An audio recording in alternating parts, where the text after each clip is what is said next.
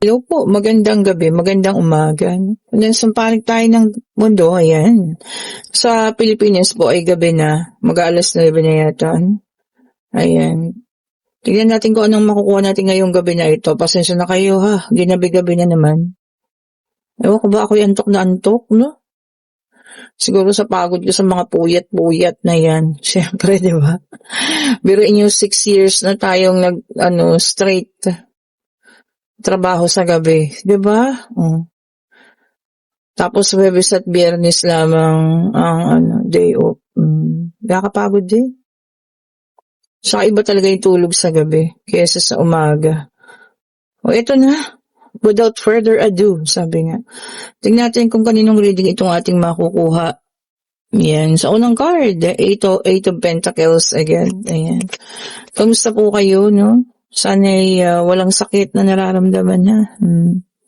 And we have here the Hermit. Sinundan ng ating the Hermit. Ayan. Sa lahat po na may gusto ng ating mga bracelet, paklik lang ng link ha. At kayo po'y makipag-chat na sa akin. O, ayan. Chat niyo na ako ha. Queen of Cups. And we have here the Three of Swords. Actually, ito yung nauunang nag-flip eh. Kaso, parang bigla tong gumanon. Pero siya talaga. Kaya kinuha ko na siya. Okay, tignan pa natin. Pusong sugatan na. And we have here the Ace of Cups. Check pa natin, ha?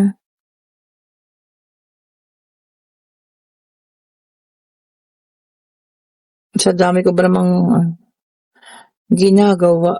Mapapagod din ang katawang lupa. Diba, no? O, ayan po, ha? Kailangan nyo rin po kayo din, ha? Magpahinga kayo. Pag oras na ng pahinga, mag-relax. Kailangan natin yan. Okay. Ang dami namang kalungkutan dito. Nakakasense ako marami pong kalungkutan, no? Grabe ang card na to, ha? Ang daming sadness, pagkabigo. Okay, so kompleto na ha. Meron tayong Ace of Cups. We have here the Five of Cups. We have here the Five of Swords. And we have here the King of Swords. Okay, so kompleto na po tayo dito, no.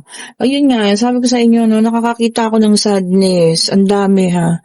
Okay po, kasi parang may mga tao dito, no. Iba-iba kasi yung sitwasyon na nakikita ko rito. Pero sa iisang tawag dito, kalagayan na tatapos, diba? Mga nasasaktan, ayan. Merong nasaktan, maaring, ayan nga, betrayal, ayan po, ha, ng isang tao, ayan, na, alam mo yan, nakaano sa'yo, dating, let's say na dating nakasandal sa'yo, no? No gender specification tayo, ha? Lalaki, babae, no? LGBTQ. Tapos itong taong ito, nakasandal siya sa'yo before. Alam mo yan, ikaw yung tumulong para makaayos siya. Kumbaga yung tulong as in may bangon ang taong ito, no? Pero nung nakikita niya na parang ikaw nandoon na sa point na nahihirapan na grabe, no, ayun, no, tignan mo naman, sinaksak ang puso mo at ikaw po alam mo yan, kung hindi man ipinagpalit, iniwan ng taong ito. For some of you ganun yung nararamdaman. Kasi parang pakiramdam na kasi wala nang pakinabang sa ito na lumabas na yung tunay na kulay. Grabe, And yung iba naman sa inyo, pwedeng ito po kamag-anak, no? Pwede rin mga kaibigan na ganito nga yung binigay sa inyong pakiramdam. Ngayon nilalayuan kayo kasi parang hindi na ganun yung mga naitutulong ninyo or naibibigay. Although silent ka, pero alam mo yun, you are grieving in silent. Yung kalungkutan mo, no? Yung katahimikan mo, ay yung kalungkutan mo dinadaan mo sa katahimikan. Diba? Grabe ha? Meron pa nga pakiramdam niya talunan dahil nga sa ganung pangyayari. Alam niyo, hindi ito, kumbaga, talaga nangyayari talaga siya, hindi lang siya kasi sa card reading, but it's in reality. Diba? Nakapag wala ka ng silbi, talagang alam mo yan, iiwanan at iiwanan ka ng mga taong ito. 'di ba? Kumbaga, kung wala ka ng pakinabang, bakit pa sila nandiya-diyan? Lalo na yung mga taong, um, umaasa lang, 'di ba? Hindi marunong magbalat ng buto, hindi marunong mag-ayos ng buhay. 'Di ba? Talagang yung umaasa lang para mabuhay, para kumain, para maging maayos yung buhay niya. Tas ngayon 'di ba? Pero ito na, wag kang mag-alala, unang-una pa lang, So hard work ngayon, hard work, 'no? Pipiliting bumangon ulit, itayo yung sarili. And wag kang mag-alala, tingnan mo 'yan, umaagos na biyaya ang para sa'yo, ha? 'Di ba? Doon sila nagkamali. Kasi akala nila kapag ito yung panahon na walang-wala ka na, hanggang dito ka na lang. Hindi. So that's the thing, and that's also a fact na hindi ka nila kilala ng lubusan. 'Di ba? Iniwanan ka kasi walang-wala ka na ngayon. Ang hindi nila alam, talagang gagawin mo yung paraan ngayon para umayos ka. 'Di ba? Huwag kang mag-alala, the universe is in your side, pati na ang Panginoon, ha. So tignan mo, umaagos na biyaya po ang paparating sa'yo. Grabe, ha. Ang bigat talaga, sobrang daming nakakaramdam ng ganito ngayon. We have here the Nine of Swords. Siyempre, no, talagang nakakadagdag din sa ito ng sabi niya rito, no, mental struggle. Siyempre, isip ko ng isip, no? Yan ha, nagiging burden siya sa'yo. Nadala-dala mo. Huwag kang mag-alala. Sige, keep your silence, sabi nga, no. Malungkot ka in your own, diba? Kumbaga, grieve. Ayan. At hindi mo na kailangan pang, alam mo yun, ipagsabi kung kanino ganyan yung ginawa sa'yo, no? Pero, mas mabuti yun sa sarili mo na lang. Hindi. Magugulat na lang sila sa pagbangon mong muli. And we have here your angel temperance, may dalang number 14. Ayan. Sabi ko sa inyo, by this time talagang ginaguide ka na ng anghel mo. 'Di ba? Para sa paglaban mong ito, para sa bago mong hamon ng buhay na ito, para sa pagtayo mo, pagbangon mo uli. We have here the Page of Cups, and ito pa isa, alam mo yun, yung marami silang mga sali-salita pang sinasabi. Especially siguro yung mga naiwan ng mga ganitong tao, yung mga ganito, yung sinipsip lahat ng lakas mo, na kung anong meron ka, 'di ba? Tapos siya pa yung may gana at malakas ang loob na sirain ka sa mga tao. Wow, 'di ba? Wow na wow ka naman ngayon diyan. Para namang antik ng face mo. Super thick, 'di ba? Sarap sarap, sama lang po magsalita ng di ba? Nakakapanggigil, pero totoo po yun, 'di ba? Pagkatapos mong alagaan, pagkatapos mong ibigay lahat, yung kakainin mo na nga lang itatabi mo na lang para sa kanya. Tapos ngayon, 'di ba? Huyo ka kasi wala ka ng pakinabang. Gosh, 'di ba? Huwag kang mag-alala, tatamaan ng matindi yan. 'Di ba, no? At pag nangyari yun, alam mo yun, hindi niya, pagsisisihan niya lahat. Buti nga sa kanya. And we have here the Empress. May dalang number 3. Sabi niya dito, stay focused. Tama naman. Sabi niya, inhale your, harmonious life. Tama yun, di ba? Peaceful life. Tama. Mas magiging tahimik pag wala po ang mga taong ito, Kaya hayaan nyo na sila. Huwag nyo silang habulin, Yung mga taong ganyan. Hayaan nyo po sila. And we have here the 8 of Pentacles. Tama. Sabi niya rito, hard work lang. And commitment, dito sa iyong trabaho. Masasaan ba't malalampasan at makakatapos ka rin, At makakalimutan mo ang lahat ng mga ganitong pangyayari. Sige, twist of fate. Sila naman ang makakaranas ng sadness. 'Di ba? Grief pagdating ng araw. Yes. Kasi hindi naman yan stagnant, na nandiyan lang sa'yo. Iikot at iikot ang kapalaran. Mararanasan nila yan. Alam niyo yan, yung sinabi nila, 'di ba? Kung anong ginawa mo sa kapwa mo, babalik sa'yo. Kaya nga merong golden rule, do not do unto others. 'Di ba? Talagang totoo po yun. Eksaktong-eksakto, ganyan ang mangyayari sa kanila. And we have here Queen of Cups. Ayan. Matatapos din, sabi rito, no, hindi man magtatagal, but all will end, sabi niya gano'n, ano. Sa ngayon talagang talaga, puros emosyon. Siyempre, ikaw ba naman? Hindi ka ba magiging emotional, di ba?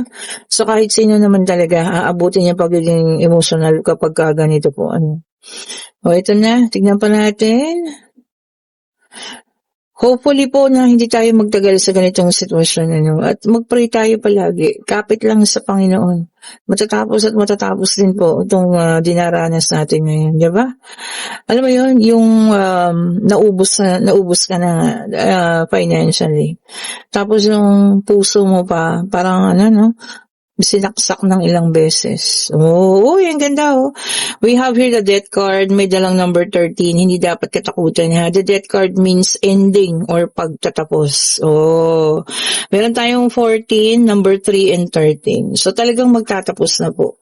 Diba? Makakaalis ka sa ganyang sitwasyon.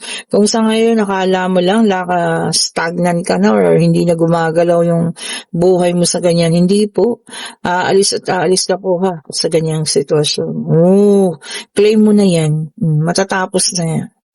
And we have here the third deck natin, take only what resonates pa rin, ha. Pwedeng sa'yo, pwedeng sa kanya, pwedeng kung kanino man.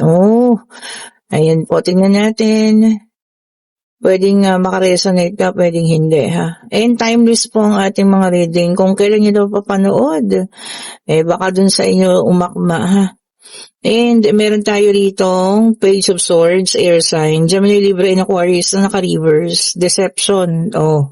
Sabi na nga ba Panluloko, ha. Mag-ingat pa rin. Magkalat yung mga yan. Diba?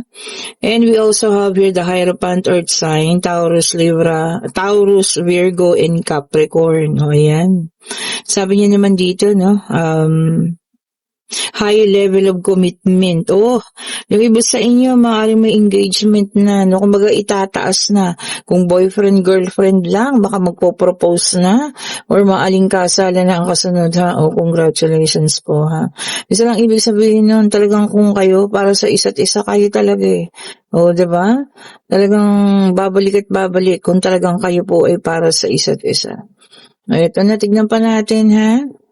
Ito na.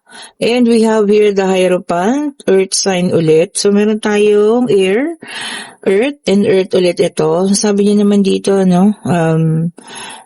consciousness. Yung iba sa inyo daw, conscious.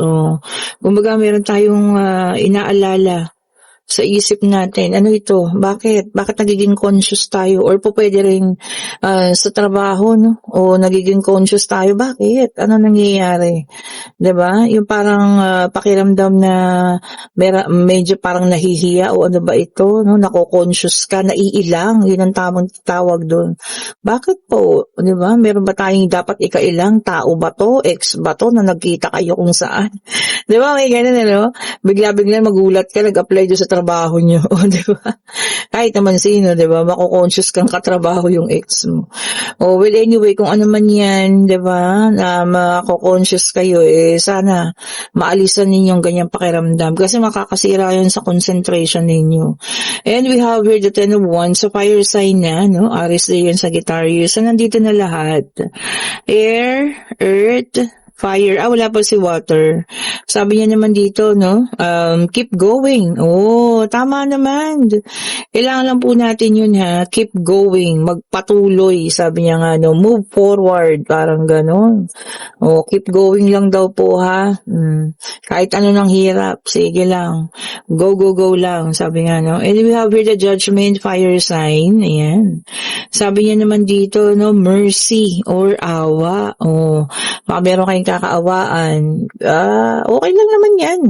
Diba? Natural lang sa tao yan. Pakiramdam natin yan na tayo'y maawa. Ano niya lang na deserve niya, ha? Hanggang sa pangatlong deck, we have here the Five of Cups, water sign. So, nandito na lahat ng zodiac sign, ha? Acceptance, sabi niya naman sa pangatlo, Yun ang tama. 'Di ba? Acceptance or pagtanggap. Kaya masakit, kaya kung ano man yan, kung talagang dyan tayo makaka-move forward, tanggapin na ng maluwag sa kalooban po, ha? Okay po. So, tanggapin nyo na. Accept it, sabi nga. And we have here the Ten of Pentacles, Earth sign naman ito. Ito maganda, no? Sabi niya rito, no? Stability, ayan. And success ay yung ginagawa, kung ano man yan. Nagkakaroon ka man ng business, nag-a-apply ka abroad, mayroong bagong trabaho, may mga sideline, di ba? Eto na, umaga kaya dumating sa buhay mo yun kasi yan po yung isa sa magpapagaan sa buhay mo. And we have here the Page of Wands, Aries, Leo, Sagittarius, fire sign ulit. Yung iba sa iyo makakahanap ng panibagong inspirasyon. Kung ano man yan na may inspired tayo, tao man yan, mga bagay man yan na inaasam natin or kung ano man, it's a good sign, diba? Kasi lalo tayong sisipag dahil inspirasyon yan para magpatuloy, lumaban, diba? At ma-achieve natin yung mga bagay na gusto natin. Ito na, kayo po yung magtanong na sa ating yes and no card, ano? Pag-ibig, pangyayari, financial, kung ano man ang gusto nyo malaman, yun na pong alamin, ano? Divine Universe, anong sagot mo sa kanilang katanungan? Isa lang po, ha? Isa lang po. Ayan. Parang lately nakikisama na itong ating yes and no card. Ano? Ang tagal niya ayun na. Eto na. At ang sagot po sa ngayon ay no, ha? Talagang alam niyo yun, ang daming nasasaktan, Hindi lang tungkol sa love, or isang tao, isang person, Pwede rin mga kaibigan, kamag-anak, na feeling mo binitray ka nila, Or talagang, mo yun, pakiramdam mo na wala ka ng silbi dahil sa mga ganong pangyayari, na ikaw wala na, kumbaga naubos na. Okay po.